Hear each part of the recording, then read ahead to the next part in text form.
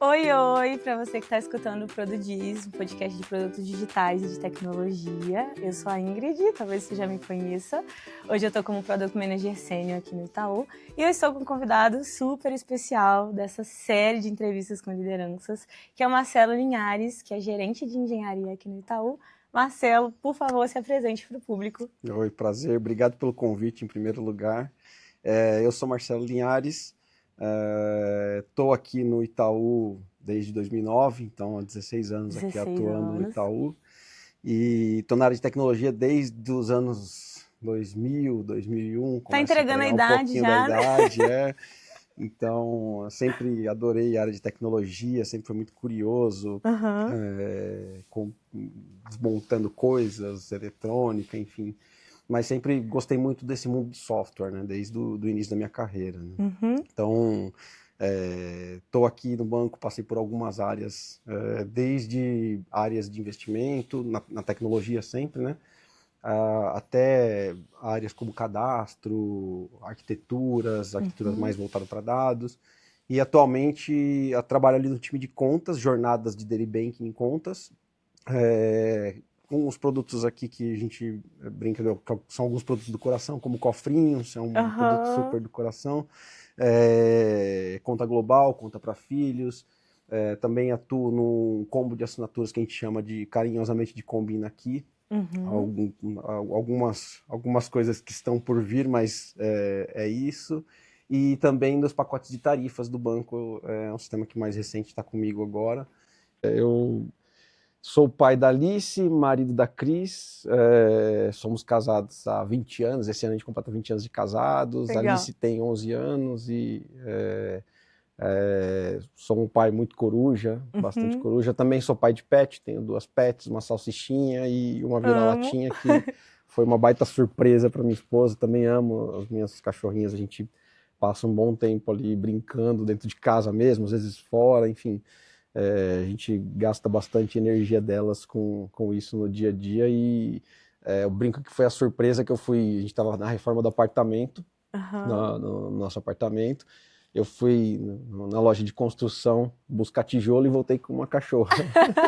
E minha Um esposa brinde. quase caiu de costas ali, porque eu cheguei com uma cachorra no colo. O que é isso, meu Deus do céu? É um cachorro, acabei adotando, fui comprar Ou ela me tijolo, adotou, não ou tem ela isso, me né? adotou, Que os bichos adotam exatamente. a gente, né? Exato, e acho que foi nessa linha mesmo, com a Lola e a Mora, que são os nossos pets ali também do coração. E você é músico também? Isso, e eu gosto de música nas horas vagas, assim, muito raramente estava brincando com os meninos que Aham. ontem eu consegui, acabei de falar num call com eles, que ontem eu consegui 1 horinha para tocar um pouquinho de guitarra ali, que eu gosto, Aham. mas e a paixão é mesmo por música como um todo, desde produção até arranjo, criação da música mesmo, essa parte mesmo, desenvolver a música, né? Nada muito Aham. diferente de desenvolver um software, então é muito essa coisa de curiosidade, de ouvir, de escutar e ficar ali horas e horas. Se deixar, eu me perco muito fácil nesse mundo da música também. É muito legal, produção musical é um dos Eu meus acho que tem hobbies tudo a prediletos. ver com tecnologia. Primeiro, porque a música relaxa, né? E às vezes em Exato. tecnologia a gente se estressa um pouco. Mas conta como é que você. Eu queria também entender como que você se entendeu como uma pessoa de tecnologia, né? Muita gente me procura para entender, poxa, carreira de tecnologia é muito ampla, né? Como que É. você se entendeu nesse papel e como que foram as suas movimentações também dentro do banco? O que você passou, o que você não passou? A minha carreira de tecnologia, acho que assim, eu me entendi muito jovem assim em tecnologia. Eu fiz uma época que se fazia colegial, né, que hoje é o ensino médio. Aham. Tinha um negócio chamado colegial técnico. Legal. E eu lembro que minha mãe me incentivava muito em, olha, eu vejo muito emprego aqui para analista de sistemas, fica de olho nessa carreira, é uma carreira promissora e etc. E aquilo ficou muito latente no meu primeiro grau, ali, Aham. no ensino fundamental nessa época. Quando eu fui para o colegial hoje, esse ensino médio, aí eu falei, poxa, eu vou fazer já um processamento de dados junto com o colegial, que era algo que você aprende a profissão, mais Uhum.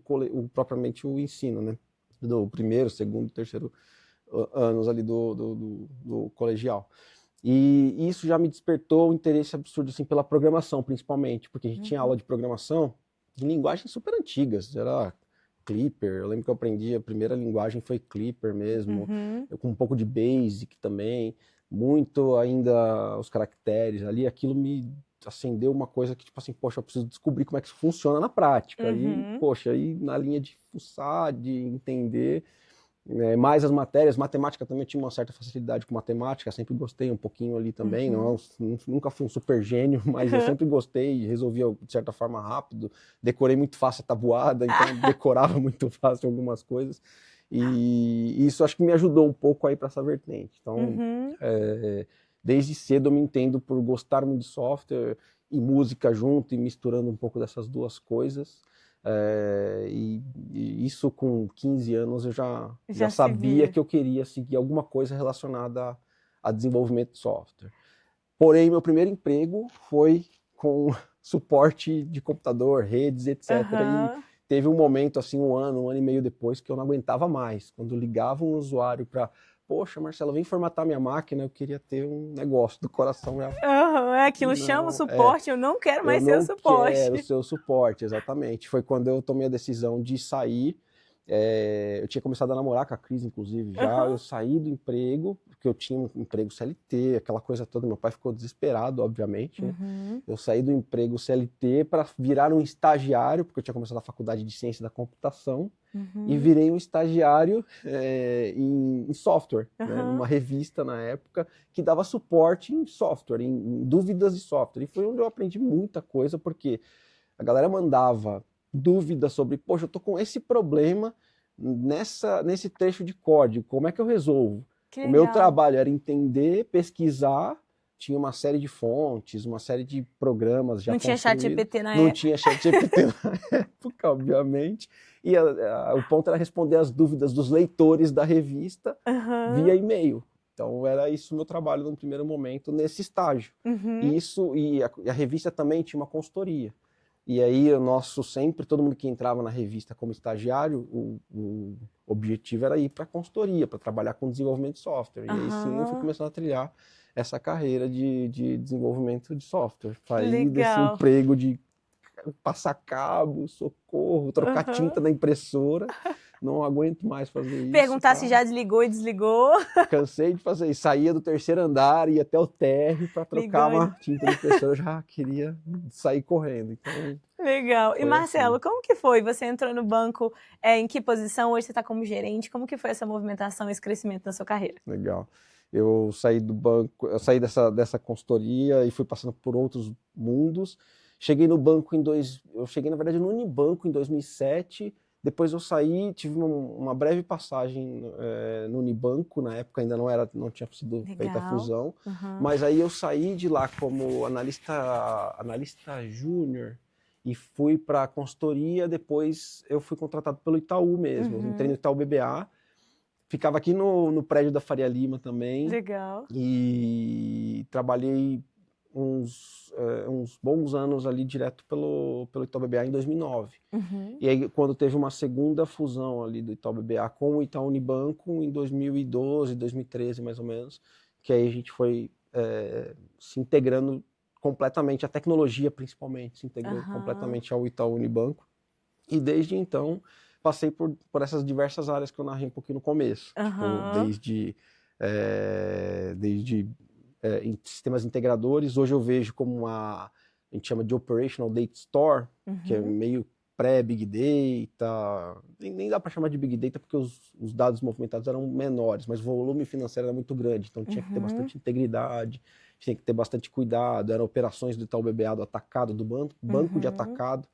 Então, a gente tinha que garantir que aquelas operações trafegassem e estivessem disponíveis para o banco no dia seguinte conseguir operar com os officers. Era uma área que organizava esses dados e provia essas informações.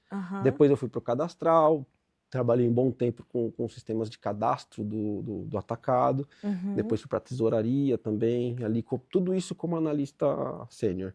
E nesse 2015, 2016, eu comecei a despertar esse interesse por pessoas, por fazer gestão de pessoas. Então era algo que também eu já sabia que era o caminho que eu queria seguir. Gestão de pessoas, gerir pessoas, era algo que lidar no dia a dia com as pessoas. Apesar de gostar bastante de ficar com fone de ouvido, desenvolvendo. Fazendo código nas telinhas azuis. Exatamente, era algo que eu já sabia e que eu sempre dou a dica pra galera. Tipo assim, a Aham. primeira coisa, galera, vai ter que tirar o headset, vai ter que tirar o headphone e escutar mais, não música neste caso, vai ter que escutar mais as pessoas. Desligar o porque... YouTube e Spotify e focar nas Exatamente, pessoas, e né? focar nas pessoas, porque é a primeira coisa que você aprende quando você começa a despertar para esse momento de carreira. E aí, Aham. meu objetivo anterior era entregar muitos projetos, era trabalhar no máximo de projetos que chamassem atenção, que fossem projetos que fossem me dar alguma bagagem de conhecimento, e de fato aprendi bastante. Trabalhei Uhum. num projeto na época de 9 dígitos que envolvia 20 sistemas, era uma demanda legal da Anatel na época, Uhum. e envolvia mais de 20 sistemas do Itaú BBA, e poxa, isso me deu bastante bagagem, me ajudou bastante a conhecer muita gente no banco, a conhecer Uhum. muitas áreas, o funcionamento, e enfim, fui trilhando esse caminho. Foi quando eu comecei a pensar, poxa, por que não liderar e, de fato, com cargo, né, liderar Uhum. pessoas. E aí eu comecei a buscar. Em 2017 me tornei coordenador em arquitetura. Uhum. Depois eu passei para o time de cartões, ainda como coordenador. E lá eu tive a oportunidade de me candidatar para uma vaga de gerente também, e fui Uhum. aprovado para essa posição de gerente ainda em cartões. Depois fui convidado Legal. com o Rony. Hoje eu estou com o Rony lá no time de contas, nesse time que atualmente está com cofrinhos, e Aham. na época era para liderar essa galera. E sempre gostei muito desse papel de atuar com as pessoas e estar junto com o time no dia a dia. Aham. Tá... O que você acha que mais mudou? Assim, muitas pessoas assim que já vieram aqui, né, comentaram um pouquinho. Poxa, a gente deixa de focar no eu, né, para focar no que a pessoa vai fazer, em como que a gente vai incentivar, inspirar, né? Como que foi essa mudança? Eu vejo que no papel de engenharia, né, as pessoas desenvolvedoras que eu lido no dia a dia, ainda tem muitas dúvidas, né? Eu tenho um dos devs que a gente conversa e ele me... Ai, como é que eu sei, sabe? Se eu vou para uma especialista, se eu viro liderança, o que eu tenho que observar? Conta pra gente como que foi esse Marcelo saindo ali de um papel de contribuição individual para uma visão de coordenação e gerência. Eu sempre gostei muito da coisa técnica. Então, Aham. tanto que eu narrei aqui várias coisas do começo de carreira que eu sempre gostei de ser curioso, de entrar. E eu acho que você não precisa perder. Eu acho que o ponto principal é: ninguém falou que você precisa perder. A liderança, ela é meio que natural. Você acaba... Eu já, de alguma forma, influenciava as pessoas, Uhum. tentava reunir todo mundo para um mesmo objetivo, tentava organizar. Então, acho que você começa a perceber algumas...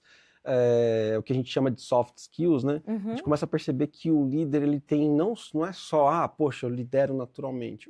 Tenho algumas dúvidas se é tão natural assim, porque acaba meio que ele, intrinsecamente, ele vai lá e organiza, chama as pessoas, sabe as pessoas certas com quem ele tem que chamar. Uhum. Então, ele meio que já tem um pouco dessa organização.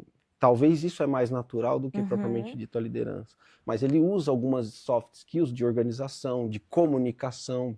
Então, se você tem uma boa comunicação, se você consegue entender quem são as pessoas que vão destravar as coisas para você, se você sabe que sozinho você não vai chegar a lugar nenhum, Aham. isso já é, para mim, meio caminho andado para você saber, cara, eu tenho Uhum. algum caminho aqui para naturalmente ser um gestor de pessoas. Aham. E principalmente você gostar de escutar ativamente algumas pessoas, e gostar de escutar a história das pessoas, Uhum. e saber como endereçar isso. Não é ouvir por ouvir, né? É de Sim. fato falar, poxa, beleza, como é que eu lido com isso, como é que eu vivo bem com isso, e principalmente depois de tudo isso. Poxa, eu não fico angustiado, sofrendo, calado com tudo isso depois. Também tem a sua vida, e para Sim. você soltar isso e não ficar sofrendo tanto calado ali, né? É que a gente não pode pegar as dores, né, Exato, também, assim, eu vejo exatamente. que, eu não quero ser liderança para eu não ter que lidar com os problemas dos outros e tal, o pessoal traz isso, mas tem maneiras, né, da gente Exato. lidar, entender o problema, poder ajudar, e tem coisa que está no nosso alcance ou não, né, eu costumo falar isso, assim, tem problemas que o líder consegue resolver e te ajudar, e outros não, Exato. né. Uma das coisas que a gente conversou também, eu e Marcelo, antes do episódio, é que a nossa carreira, ela vai além do emprego, né, então aquela pessoa que a gente está liderando, ela pode ter os projetos dela, os desejos dela. E eu queria ouvir um pouquinho de você isso, assim, como que você explorou e aprofundou sua carreira também, além do que a gente vê ali no banco, além do CLT, como que foi sua movimentação? Eu, nessa linha de sempre buscar aprendizado e tudo mais, eu sou o tipo de pessoa que isso é uma coisa importante também que eu falo muito para as pessoas que estão comigo, se você precisa se conhecer. Como é que você aprende? Na prática, lendo um livro, vendo vídeo no YouTube, você já se resolve bem? Eu sou o tipo de pessoa que precisa praticar. Eu preciso entrar no... Eu lembro que quando a gente começou o Kafka aqui no Itaú, foi um assunto que, nossa, que nem a IA agora também. Sim. Uma polvorosa, todo mundo querendo colocar a mão, entender, e lia. E eu lia muitas coisas sobre o Kafka na época. Legal, entendi que é um tópico que a gente subscreve. Tá, mas como é que isso funciona de verdade? E volta um pouco nesse meu passado de querer ser fuçador, de querer colocar entender, a mão, de né? colocar a mão. Eu ia lá aí o que eu fiz? No final das contas, eu peguei, li os materiais todos e peguei alguns fóruns, coisas do tipo que ensinavam a implementar. Aí eu implementei na minha casa, fiz lá, peguei algumas horinhas do meu final de semana, montei todo o ambiente de como é que funcionava. Óbvio, não estava no tamanho do Itaú, não estava tão corporativo e governado como é do Itaú, mas deu, assim, para mim, ficou mais claro como é que aquela coisa toda se integrava, funcionava, trafegava mensagem para lá, para cá, como é que eu aplicava um schema registry ali dentro. E aí isso me ajudou a entender como é que essas coisas funcionam. Isso vale para o empreendedorismo também, que era algo que eu sempre tinha uma vontade de, poxa, como é que isso funciona na prática e tudo mais. Eu falei, cara, vamos fazer alguma coisa. E associado à necessidade de você ter uma outra renda e etc., fui lá, coloquei um software, eu falei, cara, eu queria ter uma experiência de começar um software do início, colocar no cliente, ouvir as dores dele e sair resolvendo, enfim. Foi um caos na minha vida isso, porque, poxa, eu tinha que me dividir com o trabalho, tudo, né? com esse trabalho no final de semana e com dar atenção para minha casa, para minha família e tudo mais. Então, foi bem interessante. Tem um lado que minha família me ajudou muito nisso. Minha esposa teve que abdicar de tempo, então era final de semana. Às vezes ela ia comigo na empresa para implementar. Eu lembro de vários finais de semana que ela ia comigo, ficava lá comigo olhando o código, não entendendo o código. Não entendi nada. O que eu vou fazer? Mas tá bom, estamos aqui dando apoio moral. Mas, enfim. E foi isso que me ajudou, inclusive, a aprender a lidar com as dores do cliente, me comunicar de uma maneira mais assertiva. Eu tive que vender o projeto para o cliente, coisa que nem sempre você tem que fazer, mas se a gente pegar todo dia aqui no banco, a gente, em tese, vende o nosso trabalho aqui também para o nosso cliente, para o nosso gestor, para o nosso dia a dia, para a nossa equipe ali dentro, entendeu? Então, até mesmo para eu conseguir engajar as pessoas do meu time ali que estão comigo no dia a dia, eu preciso também vender um trabalho que funcione, que as pessoas acreditem, um propósito que as pessoas acreditem. Então, isso me trouxe um arcabouço de coisas que hoje eu vejo, cara, como isso me ajudou. Então, eu trabalhei por conta, tive uma empresinha, participei de uma startup também, que um outro colega da pós-graduação me chamou para participar em 2017, isso já, e não deu certo, obviamente, por isso que eu tô aqui, inclusive, continuo não no rico banco, lá senão no Canadá. Já tinha estourado. Mas, no fundo, também foi muito importante, porque me ajudou com outros pontos que eu queria aprender, tanto que eu aprendi muito sobre a AWS antes do banco fechar o contrato que ele fechou com a AWS aqui. Então, isso também foi muito importante para a minha carreira. O aprendizado contínuo na prática, que é a forma que eu aprendo, veio muito dessa curiosidade, dessa vivência. Então, Nossa, isso me ajudou muito. Isso me ajudou, assim... Eu acho que das nossas conversas, assim, o que mais me toca assim, sobre a sua carreira é a sua curiosidade mesmo, né? E às vezes a gente não vai chegar na hora, na empresa que a gente está, uma coisa que a gente está curioso para aprender. A gente não precisa se limitar a isso. E o mais legal é que talvez uma curiosidade que não foi praticada necessariamente aqui vai te ajudar aqui dentro também, né? Exatamente. E aí vai somando a nossa carreira. Eu acho que, para mim, é um monte de coisinha que a gente vai colocando na nossa mochila, né? Então, poxa, a capacidade de lidar com clientes. Muitas vezes, na figura ali da pessoa de engenharia, às vezes está numa posição mais confortável, de não ter que se vender, não ter que se expor, não ter que influenciar, mas aí quando sai dessa posição para alguém que está empreendendo, né? Então, eu acho bem legal, e uma coisa que eu queria que você ajudasse a conectar aqui, Marcelo, a maioria dos meus ouvintes são pessoas de produto, né? Legal. E já houve um tempo essa rixa, né, de produto e engenharia, que hoje eu acho que já estamos resolvidos. Mas o que você vê, assim, como que uma pessoa de produto pode ajudar na engenharia a construir soluções melhor? Como engajar também nessas soluções? Legal. A sua experiência aí nesses anos todos em engenharia, o que você vê que é mais importante?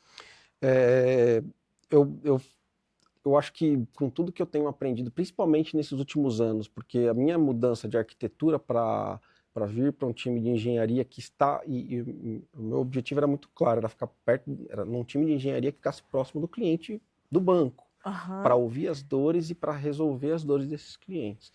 E eu acho que no final de tudo a gente precisa ser muito realista com o prazo, com a plataforma que a gente tem, com o time que a gente tem, as Uhum. pessoas, as skills que a gente tem, e principalmente para a gente poder tomar o plano de ação certo. Eu acho que, para mim, todo mundo com quem eu trabalho, eu falo muito sobre respeito e confiança. Uhum. E acho que até independente, parece meio básico falar sobre isso, mas eu falo muito com eles sobre isso, e eu acho que criar essa relação, e não vou nem dizer só com a pessoa de produto ou a pessoa de negócio, mas a pessoa de design também. Uhum. Quando eu cheguei no Cofrinhos, o que me chamou muita atenção foi a conexão que o time de design tinha com o time de negócios e com o time de tecnologia. Aham. E o Rony, que é o superintendente hoje, ele incentiva muito essa sociedade. A gente chama de sociedade. Ele falou: essa sociedade é muito importante, essa trinca é muito importante para ter sucesso. Uhum. Negócios, design e tecnologia. Porque o produto, nós acreditamos que essa trinca faz o produto. Uhum. Produto digital hoje é isso, Uhum. basicamente. Então eu tenho trabalhado muito com essa visão de, poxa, a pessoa de produtos, eu sou uma pessoa de produtos também, Uhum. a pessoa de design é a pessoa de produtos, a pessoa de negócio Sim. também é a pessoa de produtos.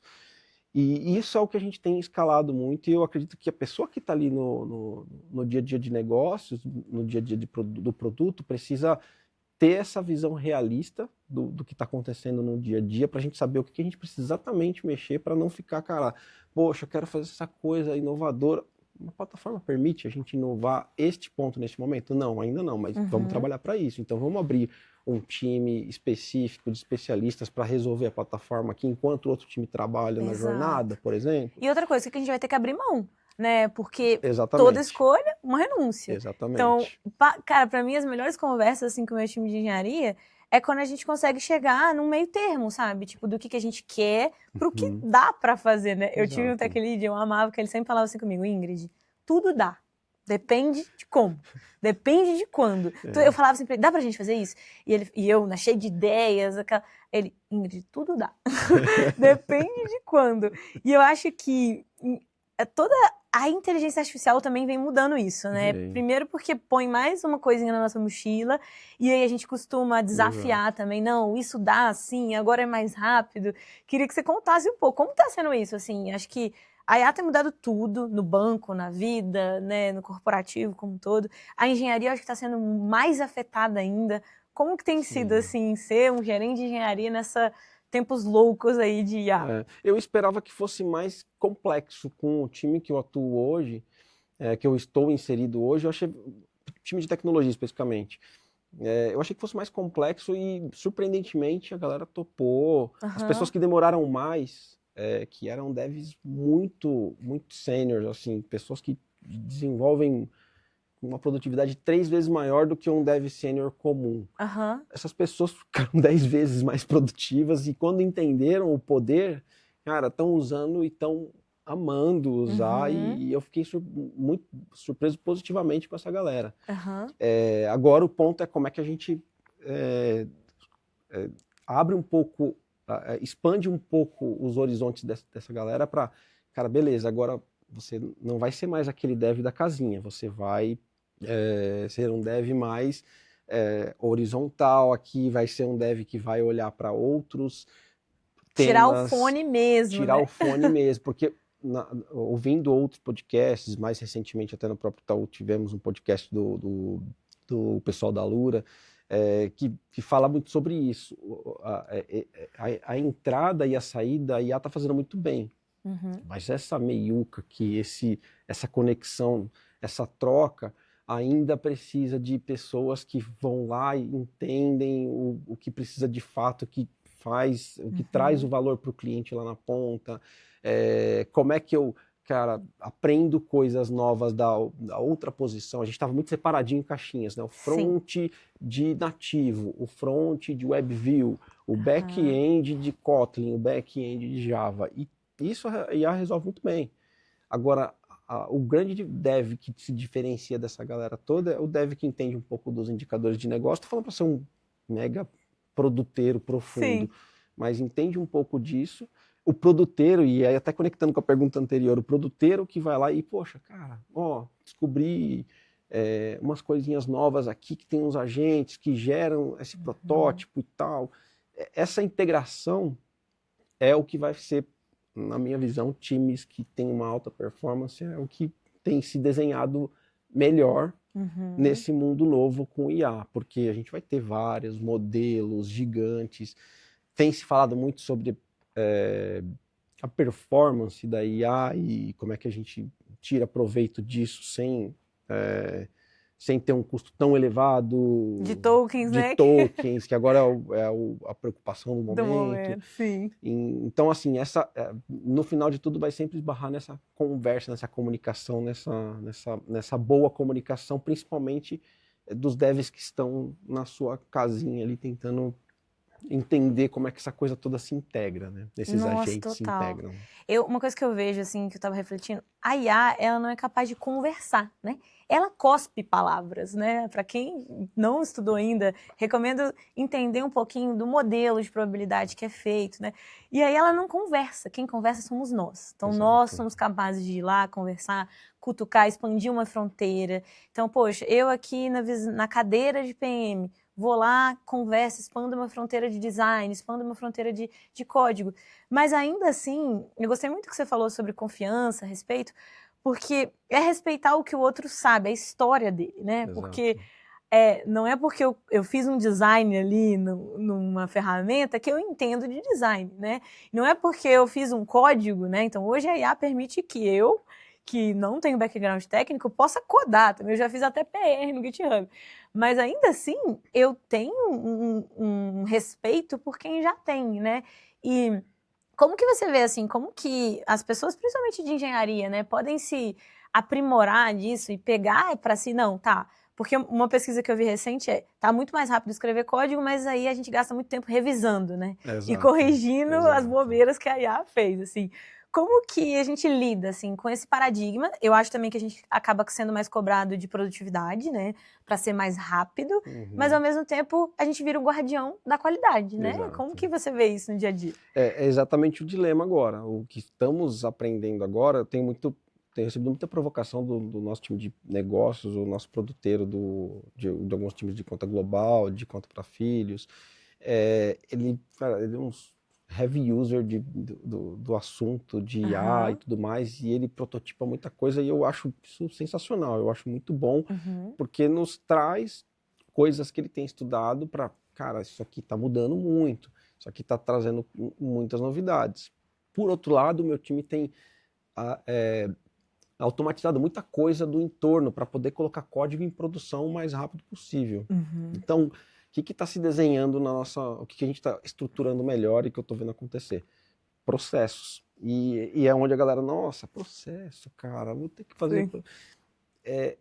A melhor forma que a gente encontrou até agora foi criar processos automatizados, aí vem o grande barato da coisa, o grande legal de tudo isso, criar esses processos mais automatizáveis possível, e em cada um desses passos a gente ter alguma forma de tornar isso verificável, com qualidade, eventualmente evoluindo a questão da qualidade, desses steps de qualidade, evoluindo para coisas que verifiquem a qualidade de forma automática também. Então, a gente não vai ter como fugir disso, principalmente em empresas instituições muito grandes, que precisam de um cuidado maior com a qualidade. Você não vai entregar um software, por exemplo, o exemplo que a galera gosta de dar bastante do Pix, que faz um Pix errado de um lugar para o outro que não validou a qualidade. Sim. Você não vai entregar um cofrinho que você pede para aportar R$100 no cofrinho, ele aporta 200, tira 200 da sua conta. Mexer em dinheiro é muito sensível, né? É muito sensível, então você tem que tomar alguns cuidados mínimos ali para entregar um produto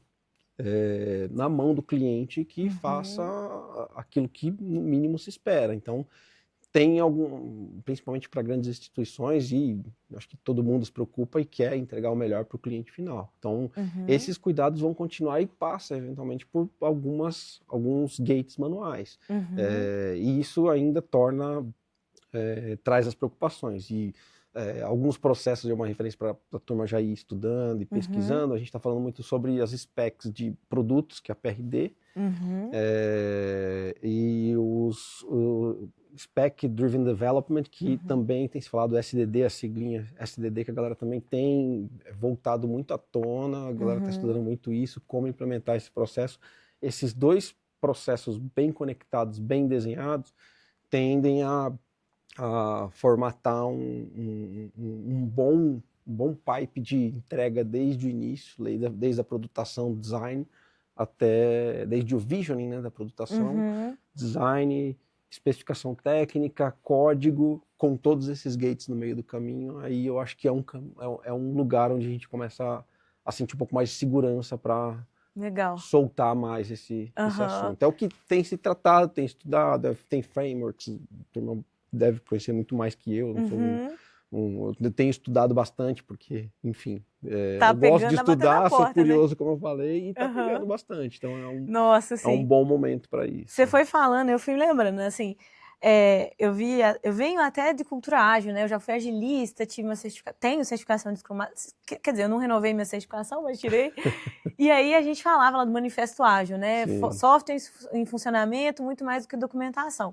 E hoje a gente está indo para um cenário que a documentação se torna muito importante, né? Isso. Eu estava até lendo sobre um estudo sobre a Stripe, né? Que é um grande gateway de pagamento, e eles têm uma obrigação de documento de 20 páginas, no mínimo, para construir qualquer coisa. Isso me fez refletir muito, porque a gente vinha de critérios de aceites muito detalhados, e aí do nada a gente passou... Não preciso de mais nada. Exato. Né? A gente conversa com o dev ali na cozinha e, de repente, constrói o código. Mas se a gente coloca coisas evasivas, poucos requisitos, né? Então, você trouxe o Spec Driven. Para quem não conhece, gente, é uma metodologia que a gente descreve e especifica o que a gente vai desenvolver. Porque, no caso, não seremos nós que vamos desenvolver, muitas vezes é a IA. E aí vem uma pessoa de produto e cria um PRD que, na verdade, não vai ser um dev que vai usar, vai ser a IA para codar. Exato. E isso me fez refletir muito, assim, porque a gente sai de um papel de antes, era alinhar com o dev, fazer o refinamento, para não. A gente tem que especificar quais são as regras, quando dá erro, o que acontece. Porque a IA, quando ela não sabe, ela inventa, né? Exatamente. Ela constrói. Se você não colocar os guardrails, aí os processos e tudo mais, ela vai ela vai te entregar um resultado. E às vezes esse resultado pode ser alucinado, pode não ser o que você espera. Eu estou na minha segunda pós-graduação, estou fazendo um MBA em engenharia de software, porque eu sou formado em ciência da computação e, eu quero ter uma formação em engenharia de software também. E, obviamente, que eu coloquei alguma coisa de IA no meu TCC.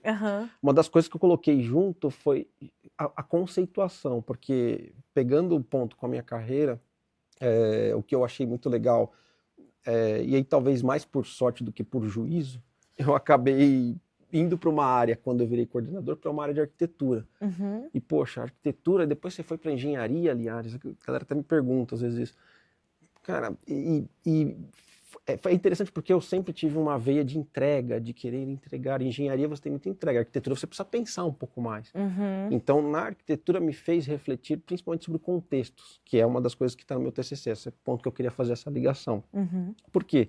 Quando você fala de DDD, Domain Driven Design, quando você fala sobre contextos, fronteiras, que é exatamente o que eu estou estudando, poxa, beleza, como é que eu organizo isso tudo para depois codar?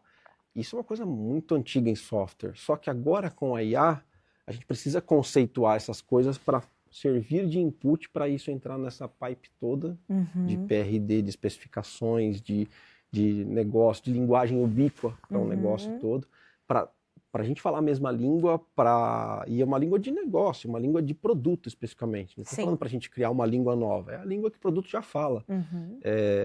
O Domain Driven Design fala justamente sobre escutativa, sobre o que o cliente, sobre o que o negócio fala hoje. Você pegar esse contexto, organizar isso, colocar isso dentro da IA, cara, vai ser uma potência para justamente melhorar essa investigação. Então, é muito legal essa conexão, e se a gente usar com essa responsabilidade, acho que tende a evoluir bastante esse caminho de contexto, IA e toda essa gama de ferramentas que tem surgido. A gente está passando por um momento bem legal na minha squad. Eu cuido das APIs do banco e a gente está fazendo uma refatoração de tudo.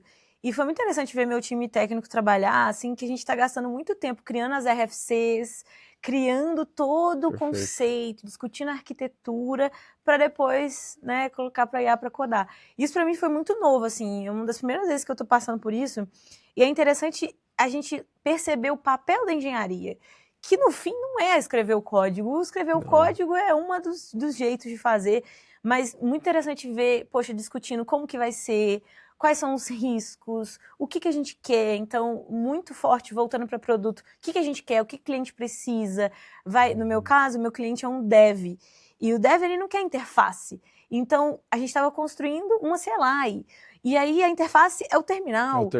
Que é uma interface emprestada, né? Então, assim, para mim, de produto, eu venho de produtos de interface, tá sendo muito gostoso de ver, assim, tanto que me dá uma sensação boa de que a gente não vai ser substituído, porque a gente tem um papel de conversar, construir, conectar as coisas, criticar o status quo. Então, a gente não quer isso. O que a gente vai colocar aqui no código e tal?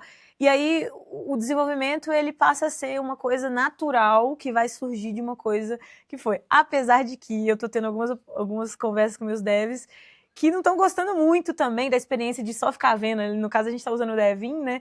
E aí, eu tenho uma dev que falou comigo, eu tô de saco cheio de ver o Devin codar. Aí eu falei, mas vai tomar um café enquanto o Devin tá codando. Não dá pra concorrer com o Devin, é isso? Esquece, nem tenta concorrer com o Devin. Deixa ele fazer, e aí vai fazer conversas, né? Isso. Eu acho que isso incomoda muitas vezes, né? Sim. Então, poxa, a gente tem que sair da sala, tirar o fone, e conversar com as pessoas, questionar, construir, e isso não é tão fácil. Queria que você falasse um pouco disso, assim, principalmente para as gerações aí que estão chegando, ou até para os antigos, talvez dou até mais nos antigos, né, de tipo, cara, agora a sua entrega não é essa feature aqui em produção, e nem tampouco o outcome mesmo.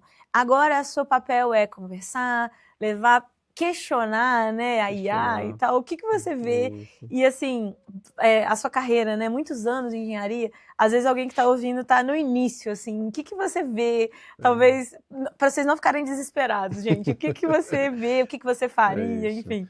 Eu acho que longe de querer prever futuros e coisas do tipo aqui, mas eu acho que tende a mudar bastante mesmo a forma como se atua e tudo mais.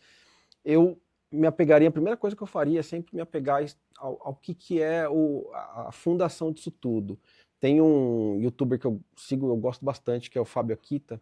Ele fala muito sobre essa estrutura, dessa fundação, sobre esse básico que nunca vai mudar. Inclusive, no começo você tem algumas dicas sobre Tolkien, sobre essa história de o que são essas palavras e tudo mais. Ele esmiuça isso, é um vídeo longo, tá, gente? É 1 hora de vídeo, sei lá, 2. Pra quem tá acostumado ali só com rolar o feed, vai precisar focar. Vai precisar focar. É uma aula mesmo de computação, de ciência da computação, da base, estrutura de dados, algoritmos.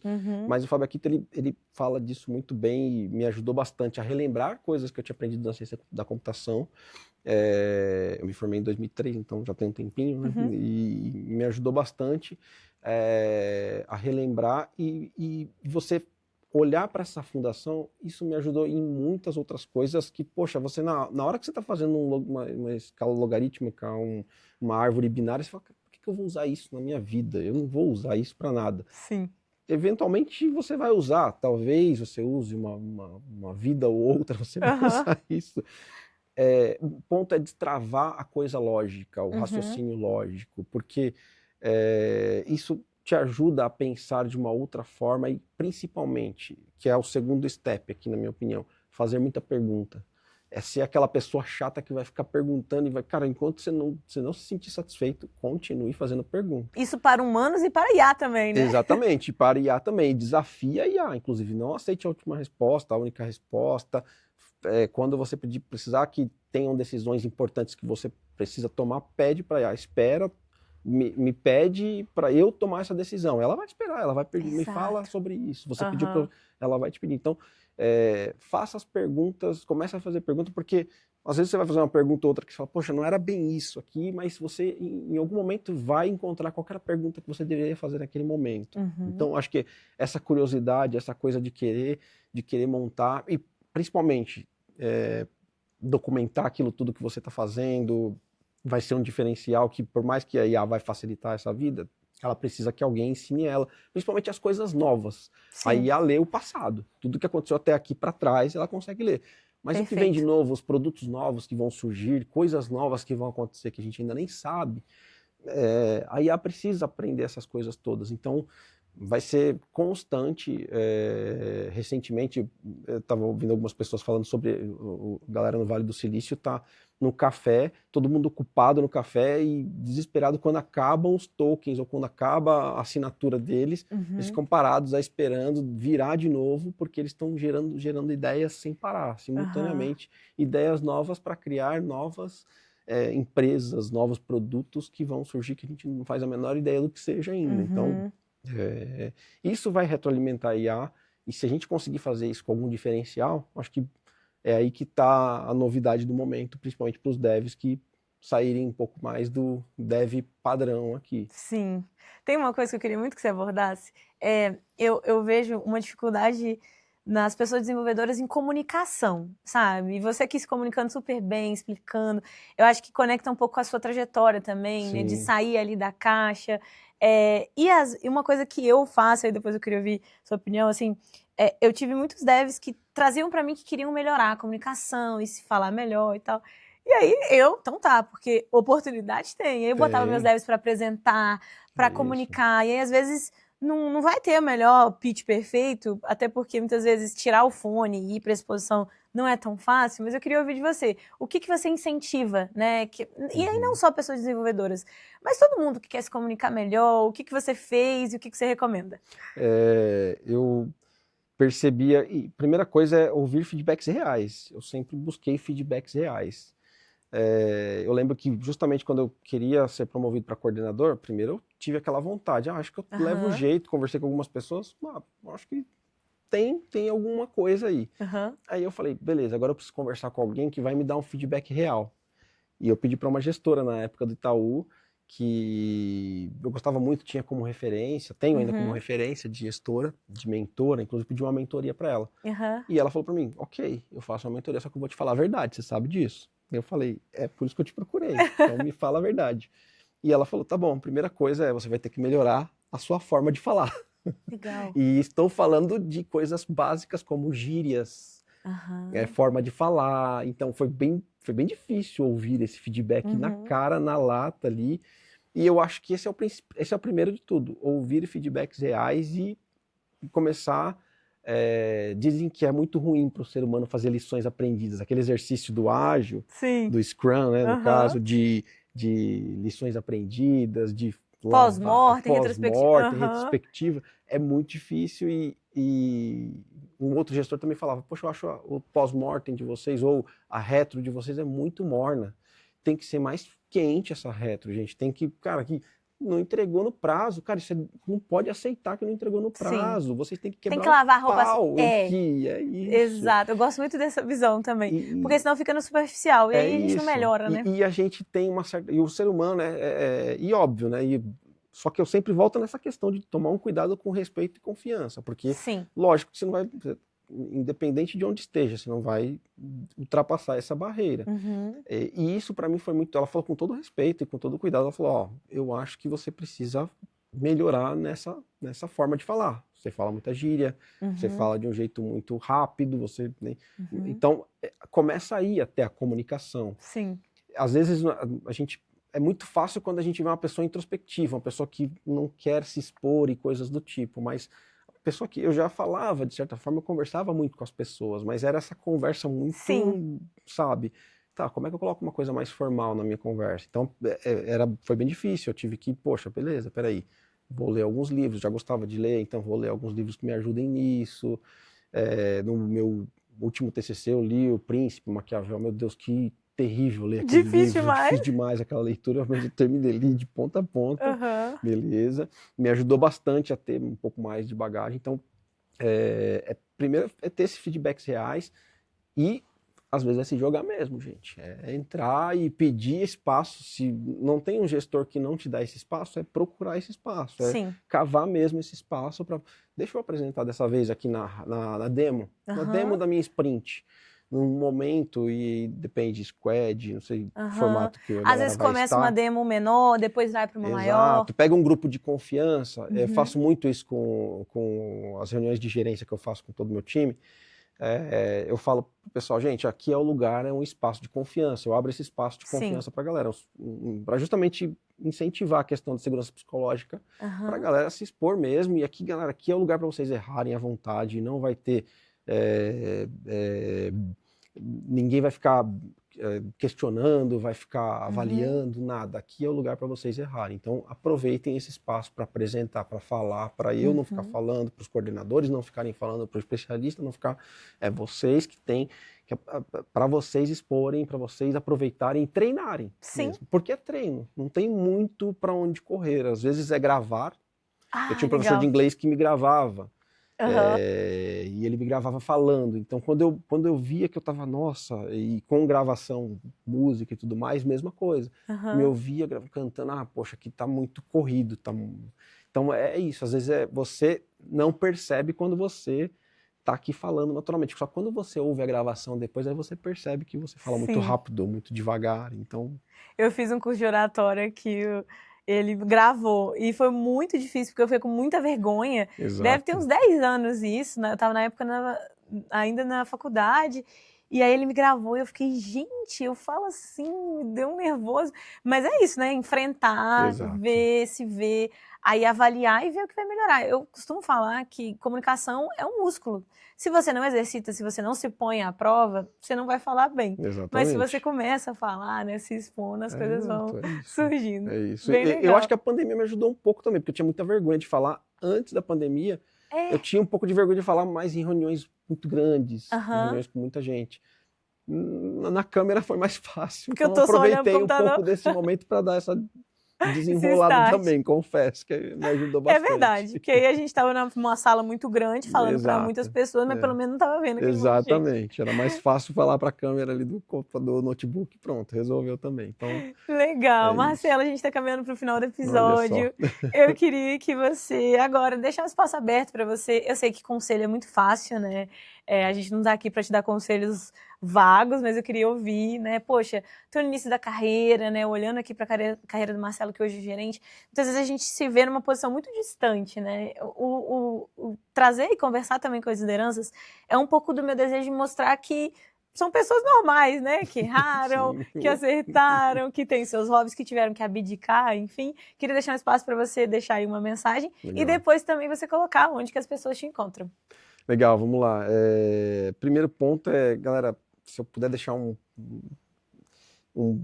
primeiro conselho, sei lá, um primeiro toque, assim, conheçam os seus limites, primeira coisa, entendam, experimentem, conheçam seus limites, conheçam a si mesmo.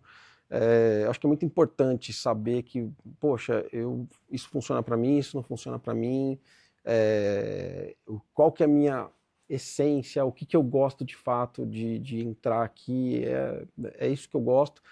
Não se apeguem muito ao entorno do que vão falar que funciona, que não funciona. Experimenta você mesmo, saiba que com a sua experiência, muitas vezes, eu sou fã, às vezes, de aprender com o erro dos outros, mas às vezes você não aprende de fato sem botar a mão na massa. Então, às vezes, aprenda com o seu próprio erro e pegue um pouco mais leve com você mesmo, porque às vezes a gente pega muito pesado com, poxa, errei, a gente é muito crítico com nós mesmos e, consequentemente, com o nosso entorno. Então, pega um pouco mais leve,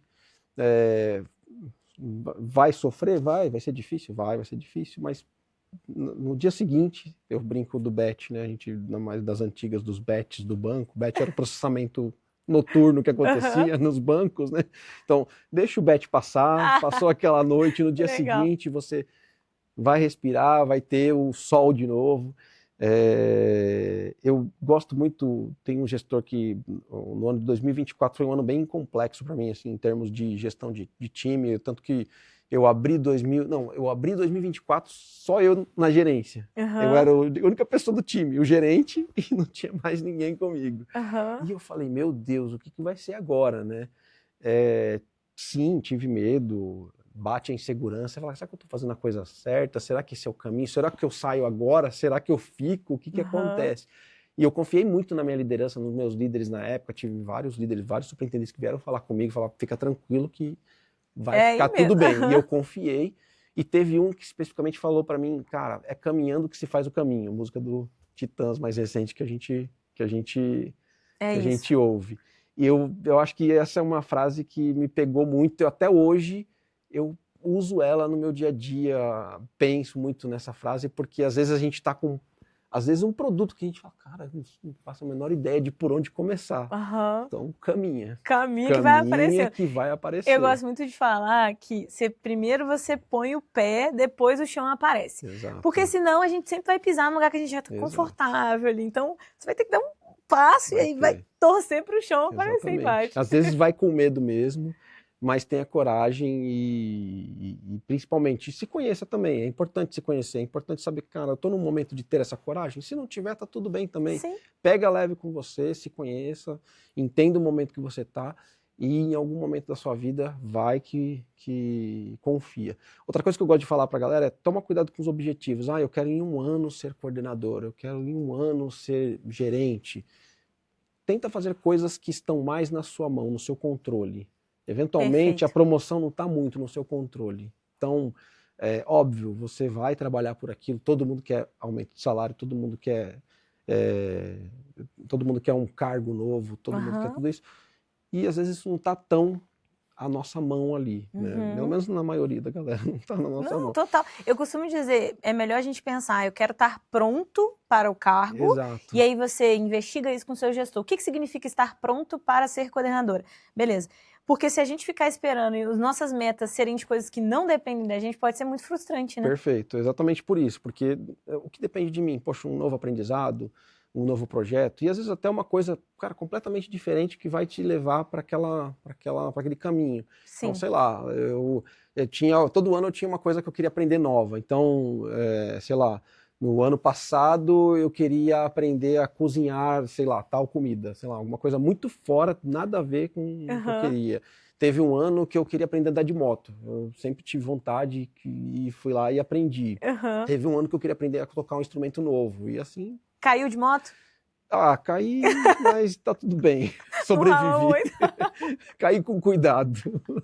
Mas deu tudo certo no final. Então, muito bom. É isso. E onde que as pessoas te encontram? Perfeito. A gente tem ouvintes que são youtubers, né? Então temos o Teams ali. LinkedIn, onde que as pessoas te encontram? Perfeito. No Teams, lá o pessoal que é youtuber, Marcelo Linhares da Silva, tá, gente? Porque tem outro Marcelo Linhares no Itaú também, então... Pode ser meu. Ele vai devolver para mim e a gente sempre troca mensagem, então, gente boníssima. Outro Marcelo Linhares também, então, contem comigo, Marcelo Linhares da Silva. E no LinkedIn, marcelo.linhares.sil, S-I-L. Também me encontra lá no LinkedIn direto. Eu uso mais o LinkedIn, eu sou mais ativo ali no LinkedIn, Instagram pouquíssimo, então é mais para ficar recebendo um monte de propaganda de coisas legais que a gente quer comprar. No Instagram é para isso. Né? Então... Boa, legal. Queria te agradecer, Marcelo, a conversa. Esse é o último episódio dessa série. A gente entrevistou diversas lideranças. Para você que não assistiu todos os episódios, porventura caiu nesse episódio, sabe que tem outros. A gente entrevistou lideranças de produto em vários níveis, lideranças de engenharia, de design. Então, muito obrigada a você que ficou até o final desse episódio e que acompanhou toda a série. Espero por aí nos próximos.